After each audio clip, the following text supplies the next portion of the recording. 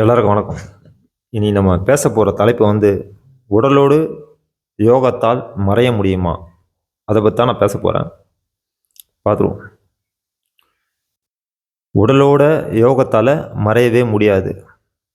எப்படின்னா, இந்த உடல் விதிக்கு உட்பட்டது. அதாவது பஞ்சபூதமே விதிக்கு உட்பட்டது தான். இந்த உடல் மட்டும் இல்லை, பஞ்சபூத தத்துவமே, இந்த அண்ட பிரம்மாண்டமே ஏதோ ஒரு விதிக்கு உட்பட்டு தான் இயங்குது.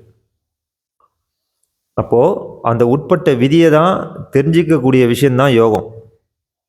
இப்போ உதாரணமாக, உங்கள் உயிர் எங்கே இருக்குது, இந்த யூனிவர்ஸ் எப்படி இயங்குது, எது மூலியமாக இயங்குது, என்ன டைமென்ஷனில் இயங்குது, எந்த தத்துவத்தில் இயங்குதுன்னு புரிஞ்சு நடந்துக்கிறதுக்கு தான் உதவியாக இருக்குது இந்த யோக கலை.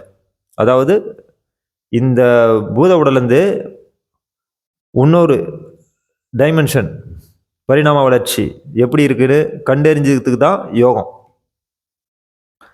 இதை முயற்சி பண்ணாமல் போகிறவங்களாம் செத்துருவான். அதாவது உடலை விட்டுடுவான். உடலை விட்டு அந்த காற்று ஒரு உருவம் இல்லாமல் வானப்பிரதேசத்தில் இல்லை பூமியிலையோ அரசாகி கிடக்கும். ஆனால் யோக கலை அப்படி செய்கிறவன் ஒரு நிலையில் அவனோட மூச்சு காற்று, அதாவது மூச்சு காற்றுலாம் உணர்வு காற்று ஒரு அளவில் தங்கிக்கும்.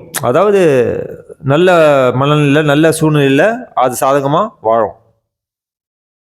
அப்போது இந்த உடலோட மறைகிற சுச்சுவேஷன் ஒன்று கிடையவே கிடையாது. எப்படின்னா, சவுண்டு, வெளிச்சம், காற்று, இந்த மூணுமே தன்னை மறைச்சி வெளிப்படுத்திக்கக்கூடிய தன்மை இருக்குது. இதாவது சவுண்டு தன்னை மறைச்சிக்கும், வெளிப்படுத்தவும் செய்யும். வெளிச்சம் தன்னை மறைச்சிக்கும், வெளிப்படுத்தவும் செய்யும். காற்று அது இதுக்கும் அதுக்கும் சமநிலையாக இருக்கக்கூடிய ஒரு பொருள். அதுவும் சில டைமில் மறைகிற மாதிரி தான் இருக்கும், ஆனால் தன்னை வெளிப்படுத்திக்கும். ஆனால் இந்த நீர் நிலம் மட்டும் தன்னை மாற்றிக்குமே தவிர அதால் மறைச்சிக்க முடியாது. எப்படின்னா, இந்த நீர் நிலத்தால் ஆனது தான் இந்த உடம்பு. உயிர் சவுண்டு, நெருப்பு, காற்று, இது 3 தத்துவத்தானது உயிர். அது ஃபஸ்ட்டு குவாண்டம், இது செகண்ட் குவாண்டம். இப்போ 2வது குவாண்டத்தில் நீர் நிலமும் இருக்குது. இந்த நீர் நிலம் மறையாது, மாறும். எப்படின்னா, ஒரு தண்ணியை நீங்கள் கொதிக்க வச்சிங்கன்னா அந்த தண்ணி நீர் ஆவியாக மாறும். அப்போ பார்க்க முடியும், ஆவியை உங்களால் பார்க்க முடியும். அப்புறம் பனித்துளிகளை பார்க்க முடியும், நீர் துளிகளை பார்க்க முடியும். மண் டைமென்ஷனு அந்த நீரோடு சேர்ந்துச்சுன்னா எந்த தன்மைக்கு வேணாலும் மாற்றிக்க முடியும். மண் டைமென்ஷன் எல்லாத்தையுமே நம்மளால் கண்ணால் பார்க்க முடியும். மண் டைமென்ஷன் கண்ணாடி, நிலக்கரி, இதெல்லாமே மண் டைமென்ஷன் தான். அது எல்லாத்தையும் நம்மளால் பார்க்க முடியும். ஆனால் சவுண்டு, நெருப்பு, காற்று சவுண்டை உணர முடியும், நெருப்பை பார்க்க முடியும், காற்றை உணர முடியும். இந்த டைமென்ஷனில் மறைஞ்சி விளையாடும். ஆனால் இது ரெண்டும் மறைய முடியாது, மாற்றிக்கும். இப்படி இருக்கிற சூழ்நிலை ஒரு விதி எப்படி இருக்குன்னு நீ தெரிஞ்சுக்க தான் முடியுமே தவிர அந்த விதியை உடைக்க முடியாது. விதியை மாற்றிக்கலாம். புரியுதுங்களா? விதிக்கு அப்பாற்பட்ட விஷயம்லாம் ஒன்று நடக்கவே நடக்காது. இப்போ உடலோட ஒரு கான்செப்ட் மறையவே மறையாது. ஜீவ சமாதி ஆகணும்னா உடல் கொஞ்ச நாளைக்கு உள்ளே இருக்கும். அந்த உயிர் தத்துவம் வானப்பெருசில் கலக்கிற வரைக்கும் அந்த உடல் தத்துவம் இந்த நம்ம கண்ணுக்கு தெரிகிற இந்த புலன் உடல் மறைஞ்சிரும், காலம் சாப்பிட்றோம். இப்படி தான் இருக்குது விதி. இது விதியை யாராலும் மாற்ற முடியாது. ஏன்னா இது ஆண்டவன் போட்ட, அண்டா சராசரம் போட்ட கணக்கு. இறைவனுக்கு மிஞ்சி இந்த உலகத்தில் எதுவுமே நடத்த முடியாது, நடக்கவும் நடக்காது. புரியுதுங்களா?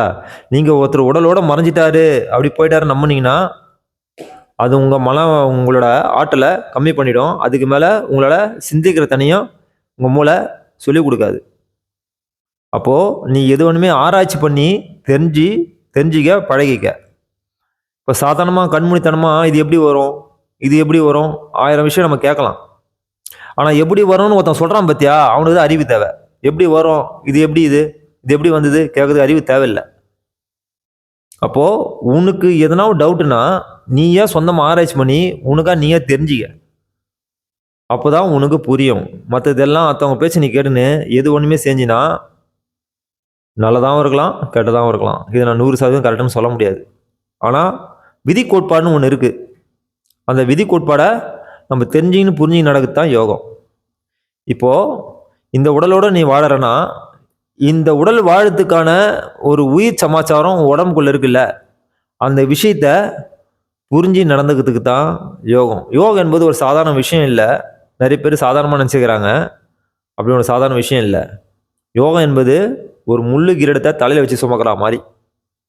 நான் சொல்கிறது புரியுதுங்களா? கிட்டத்தட்ட மரணத்தை தொட்டு பார்த்துட்டு வரணும். நல்லா இருக்கும்போதே மரணத்தை தொட்டு பார்த்துட்டு வரணும். அப்போ தான் அதோட தன்மை உங்களுக்கு புரியும். ஒருத்தர் சொல்கிறாரு, பஞ்சபூதத்துக்கு பூஜை பண்ணால் தான் உடலை மறைச்சிக்க முடியுமா? அவர் ஒரு குருவான். இப்போ இப்படிலாம் இருந்தால் உங்களுக்கு ஆன்மீகம் எப்படி மலரும்? இது மாதிரி அறகுறையான ஆளுங்களை பேச்சு கேட்டு தான் ஆன்மீகம் ஒரு மூட நம்பிக்கை மாதிரி போயின்னு இருக்கு. ஆன்மீகம் என்பது ஒரு அறிவியல் சார்ந்த ஒரு குவாண்டம் தியரி சப்ஜெக்ட். தெளிவாக யோசிச்சு தெளிவாக புரிஞ்சுக்கிட்டீங்கன்னா உனக்கு அது பலன். இல்லைனா உன்னோட சுவாசம் கேள்விக்குறி தான். நன்றி, வணக்கம்.